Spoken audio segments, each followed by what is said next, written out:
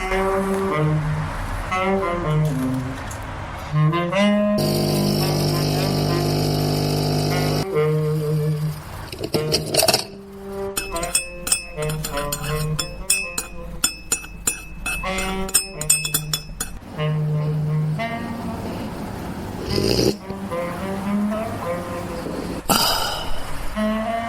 are listening to Coffee Before Pants.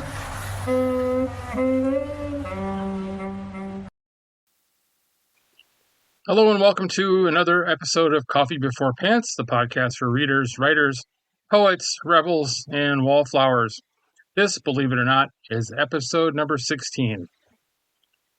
I am Mark, as usual. I plan on being that way for at least the duration of this episode, probably longer. Well, it's finally March, and that can mean only one thing. No, I'm not talking about college basketball. I'm talking about St. Patrick's Day. It's the time of the year where everyone wears green and drinks far too much than they should and thinks they're Irish when they're really not. However, I'm going to take this opportunity to celebrate the Irish literary history for the whole of March. There are too many writers, poets, and playwrights that came from Ireland to be covered in just one episode. For this episode, I want to focus on the writers of novels and short stories, although some of the writers can't be pigeonholed into that. Next time, it will be the poets and then the playwrights.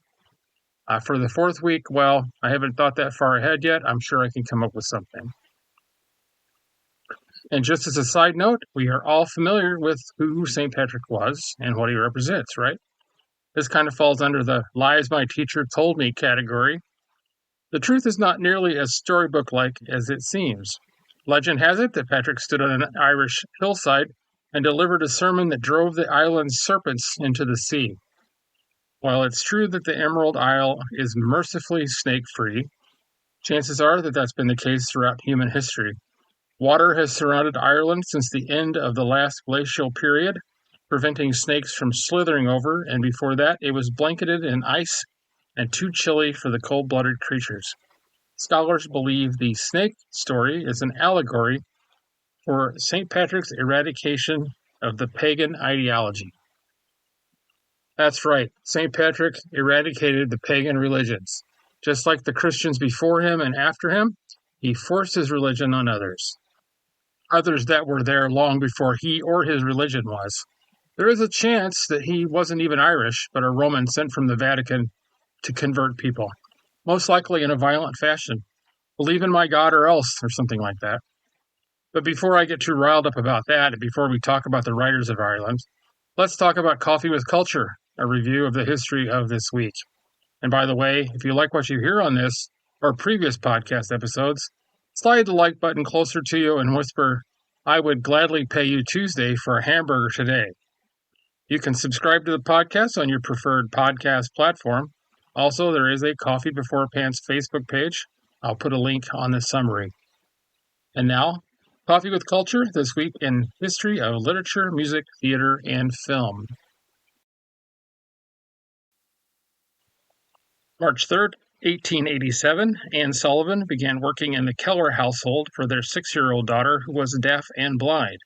Although Sullivan did not get along with the parents, she and their daughter Helen got along better, and Sullivan soon found a way to teach Helen both the reading and writing. The two became an iconic duo, gaining national attention as Keller's accomplishments grew. The story was later featured in the play The Miracle Worker. March 3rd, 1911, actress Jean Harlow was born on this day. She was an American actress known for her portrayal of bad girl characters and was the leading sex symbol of the early 1930s.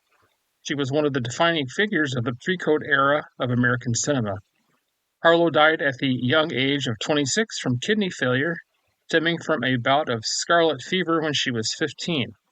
Bear in mind, dialysis and kidney transplant had not come to fruition at the time of her illness. March 3rd, 1959, today is the birthday of Ira Glass, host of the weekly public radio program and podcast, This American Life. March 4th, 1678, Italian composer and violinist Antonio Vivaldi, who left a decisive mark on the form of the concerto and the style of late Baroque instrumental music, was born. March 4th, 1922, the first vampire film, Nosferatu, an unauthorized adaptation of Bram Stoker's Dracula, premieres at the Berlin Zoological Garden in Germany.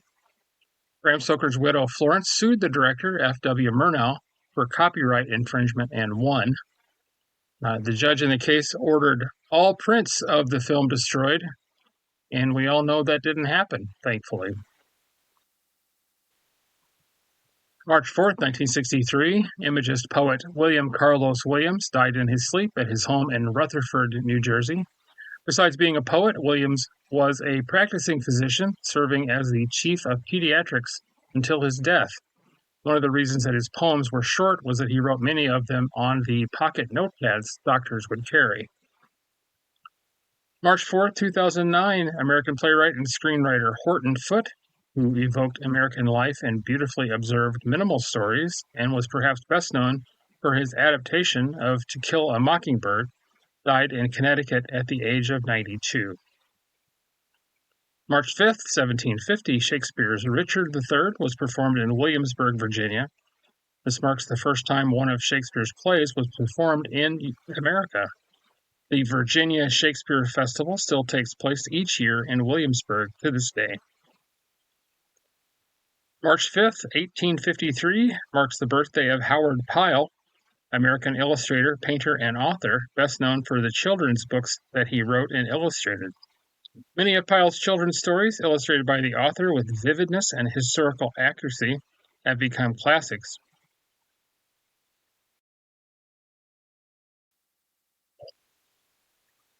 Most notably, The Merry Adventures of Robin Hood, Otto of the Silver Hand, Jack Ballister's Fortunes, and his own folk tales, Pepper and Salt, The Wonder Clock, and The Garden Behind the Moon.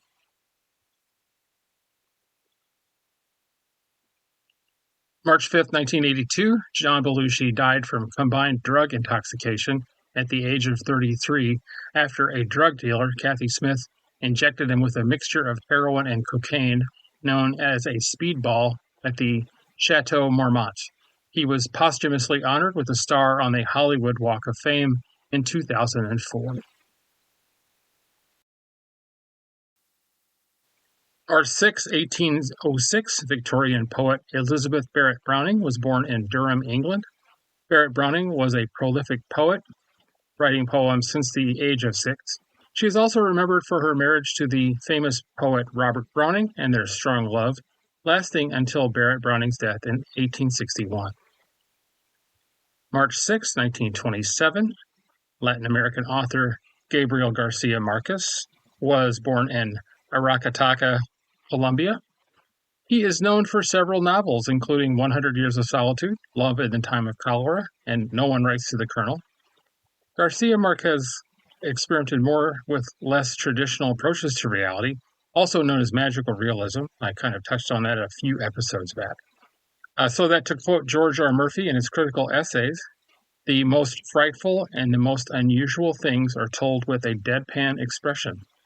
A commonly cited example is the physical and spiritual ascending into heaven of a character while she is hanging the laundry out to dry, and that's from 100 Years of Solitude.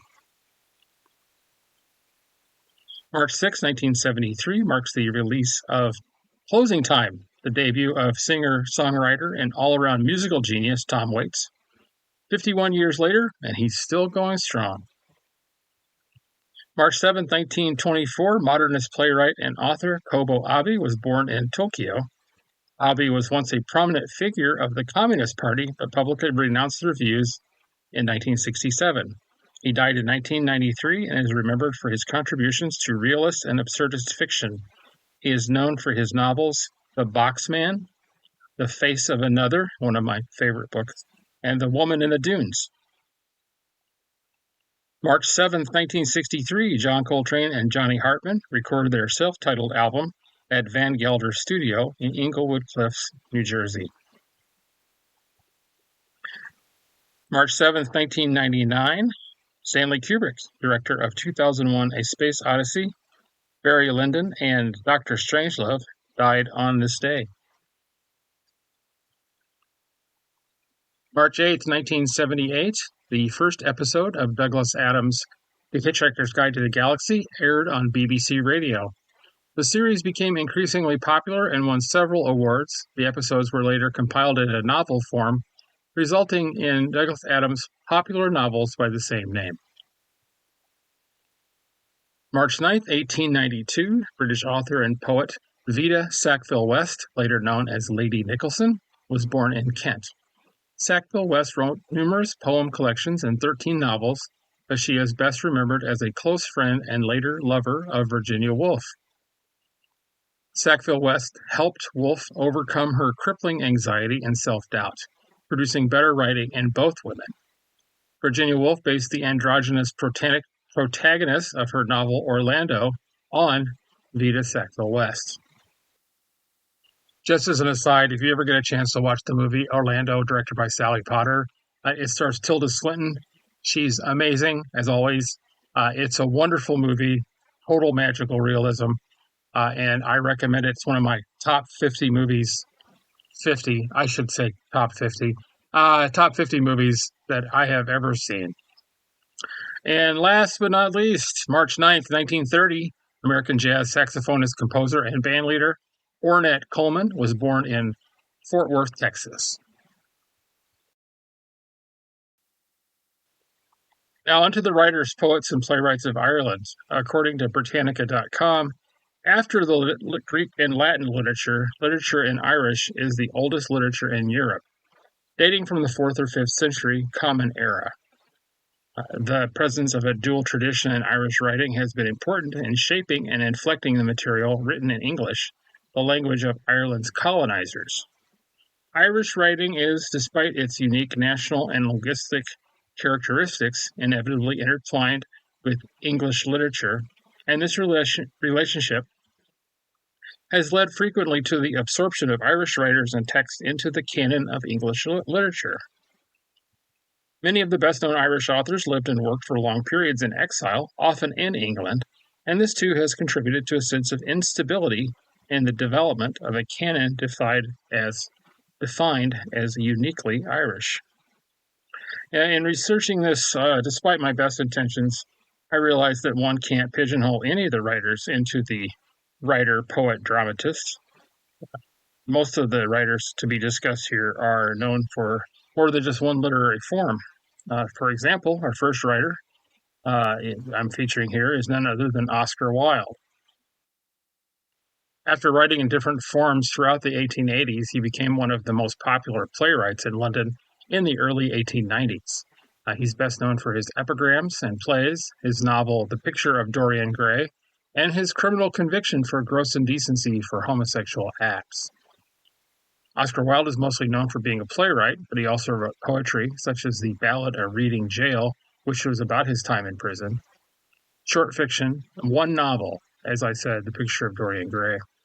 Though Wilde wrote 9 plays in all between 1879 and 1894, his fame as a dramatist rests entirely on 4 comedies: Lady Windermere's Fan in 1893, A Woman of No Importance, also in 1893, An Ideal Husband, 1899, and one I'm sure most of you have heard of, The Importance of Being Earnest, 1895. He wrote only one novel, as I've said twice before.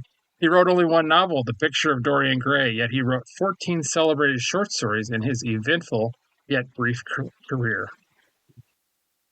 Oscar Wilde was born on October 16, 1854, and died penniless on November 30th, 1900. He was only 46 years old. There is a story, and a lot of the stories about famous last words are not true. That might be a subject for an episode later. Supposedly his final words was he came out of a coma, looked around, and said, "This wallpaper is killing me. One of us has got to go," and then died. I doubt that really happened. Everybody likes a good ending story, though. Next author is George Bernard Shaw, known at his insistence as Bernard Shaw. He was an Irish playwright, critic, polemicist, and political activist. His influence on Western theater, culture, and politics extended from the 1880s to his death and beyond. He wrote more than 60 plays, including major works such as Man and Superman, Pygmalion, which was the basis of My Fair Lady, the musical, and St. Joan, with range incorporating both contemporary satire and historical allegory. Shaw became the leading dramatist of his generation, and in 1925 was awarded the Nobel Prize in Literature. Born in Dublin, Shaw moved to London in 1876, where he struggled to establish himself as a writer and novelist, and embarked on a rigorous process of self-education. By the mid-1880s, he had become a respected theater and music critic. Following a political awakening, he joined the gradualist Fabian Society and became its most prominent pamphleteer. Shaw had been writing plays for years before his first public success, Arms and the Man, in 1894. Influenced by Henrik Ibsen, he sought to introduce a new realism into English-language drama, using his plays as vehicles to disseminate his political, social, and religious ideas. By the early 20th century, his reputation as a dramatist was secured with a series of critical and popular successes that included Major Barbara, The Doctor's Dilemma, and Caesar and Cleopatra. Shaw's expressed views were often very contentious. He promoted eugenics and alphabet reform and opposed vaccination and organized religion. He courted unpopularity by denouncing both sides of the First World War as equally culpable, and although not a Republican, castigated British policy on Ireland in the post-war period. These stances had no lasting effect on his standing or productivity as a dramatist. The interwar years saw a series of often ambitious plays, which achieved varying degrees of popular success. In 1938, he provided the screenplay for a filmed version of Pygmalion, for which he received an Academy Award. His appetite for politics and controversy remained undiminished. In the late 20s, he had largely renounced Fabian Society gradualism and often wrote and spoke favorably of dictatorships in the right and left. He expressed admiration for both Mussolini and Stalin. In the final decade of his life, he made fewer public statements, but continued to write prolifically until shortly before his death, age 94, having refused all state honors, including the Order of Merit in 1946. George Bernard Shaw was also born in 1854, like his contemporary Oscar Wilde, and was writing almost to the end of his life. He died in Hertfordshire, England, in 1950 at the age of 96. Our next author is Jonathan Swift. He was an Anglo-Irish satirist, author, essayist, political pamphleteer, first for the Whigs, then for the Tories, poet, and Anglican cleric who became Dean of St. Patrick's Cathedral, Dublin. Hence his common sobriquet, Dean Swift. Swift is remembered for works such as An Argument Against Abolishing Christianity, Gulliver's Travels, which is probably his most famous work to most people, and A Modest Proposal. He is regarded by Encyclopedia Britannica as the foremost prose satirist in the English language. He originally published all of his works under pseudonyms such as Lemuel Gulliver, Isaac Bickerstaff, or M.B. Drapier, or anonymously. He was the master of two styles of satire, the Horatian and the Juvenalian styles. His deadpan, ironic writing style, particularly in A Modest Proposal, has led to such satire being subsequently termed Swiftian. Swift's family had several interesting literary connections. His grandmother, Elizabeth Dryden Swift, was the niece of Erasmus Dryden, grandfather of poet John Dryden. The same grandmother's aunt, Catherine Throckmorton Dryden, was a first cousin of Elizabeth, wife of Sir Walter Raleigh. His great-great-grandmother, Margaret Godwin Swift, was the sister of Francis Godwin, author of Man in the Moon, which influenced parts of Swift's Gulliver's Travels. His uncle Thomas Swift married a daughter of poet and playwright Sir William Davenant, a godson of William Shakespeare. That's quite a pedigree.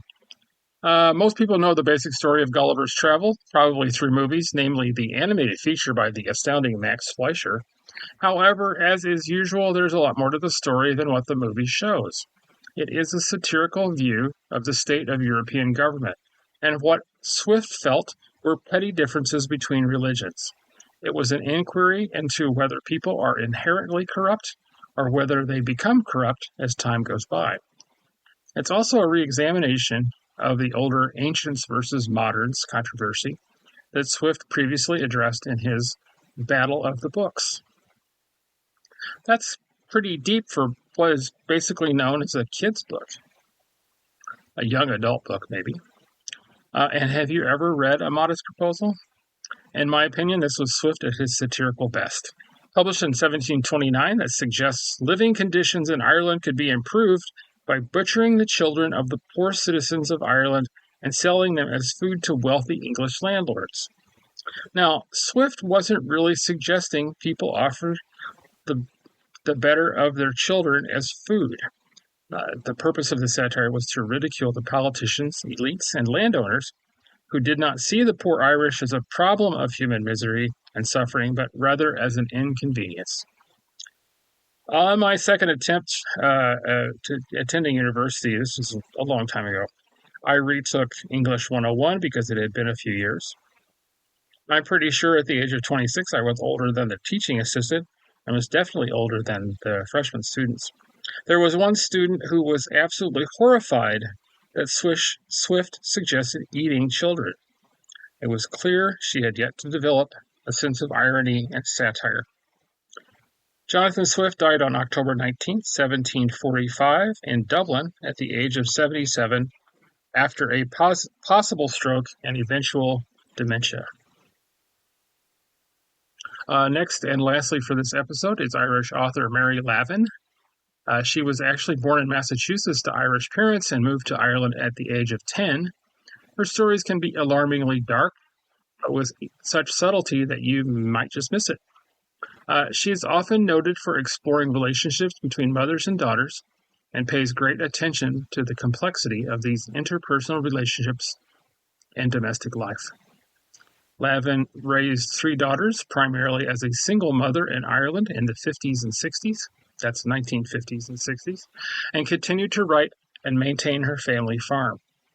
She received later an honorary doctorate from the University College of Dublin.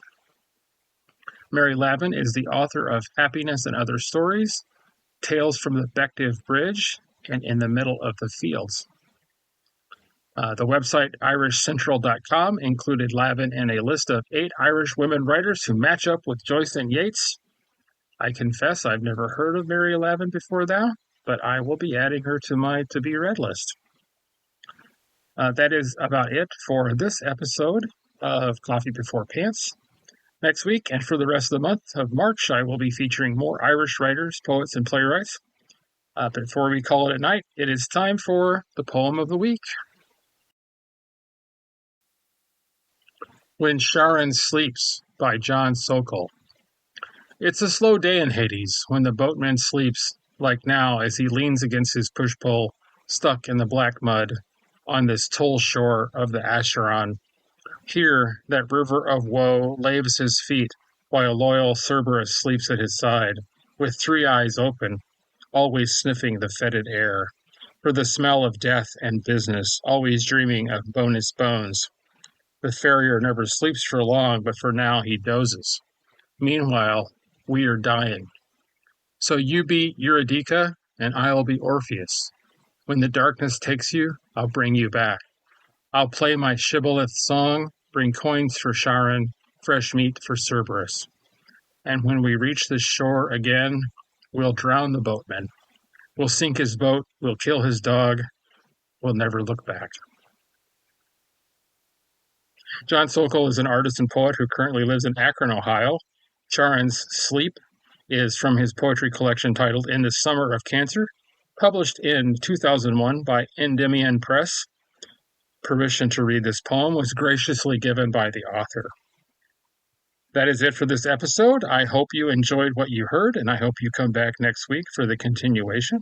And of course, I hope you find a few good books to read.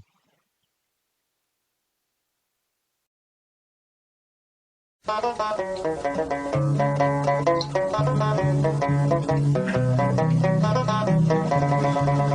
in the merry month of May, now from me home I started, left the girls and two, and nearly broken hearted saluted father dear. Kissed me darling mother, drank a pint of beer, me grief and tears was smothered enough to reap the corn and leaf. For I was born, God a stout McSword, the banished ghost, and goblins a brand new pair of brogues to rot the love of the bogs and frighten all the dogs on the rocky road. To double a 1, 2, 3, 4, 5, up to Harrington and down the rocky road, and all the ways to double a McFallaldy.